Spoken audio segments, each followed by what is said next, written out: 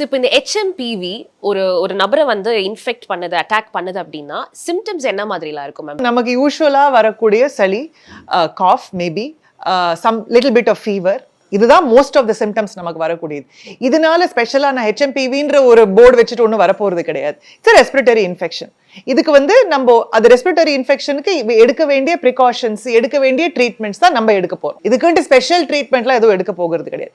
If it is happening for a case where a person is severely immunocompromised, அவங்களுக்கு எதனா additional support தேவைப்படலாமே வழிய ஒரு சராசரி மக்களுக்கு எந்த ப்ராப்ளமும் வராது. கோவிட்லாம் வந்த டைம்ல ஸ்மெல் தெரியாது, டேஸ்ட் தெரியாது அப்படின்லாம் சொன்னாங்க இல்லையா? ஸோ அந்த மாதிரி ஏதாவது இதுல இருக்குமான்னு ஒரு டவுட். ஆக்சுவலா ஸ்மெல் தெரியாம, டேஸ்ட் தெரியாம இருக்கிறது நிறைய ரெஸ்பிரேட்டரி இன்ஃபெக்ஷன்ல வரும். நீங்க யோசிச்சு பாருங்களேன், நமக்கு ரெஸ்பிரேட்டரி இன்ஃபெக்ஷன் கோல்டு இருக்கிறப்ப நம்ம காரமா ரசம் சாப்பிட தான் தோணும். ஏன்னா வேற எதுலயும் ஃபிளேவர் தெரியாது. சோ இது ஒன்னும் ஒரு புது விஷயம் கிடையாது. பாக்கெட்ல இருக்கிற படத்தை பார்த்து ஏமாந்துறாதீங்க. இனிமே கடலை எண்ணெய்னு சொன்னாலே மிஸ்டர் கோல்ட் மட்டும் தான் வாங்கணும். மிஸ்டர் கோல்ட் 100% கடலை எண்ணெய்.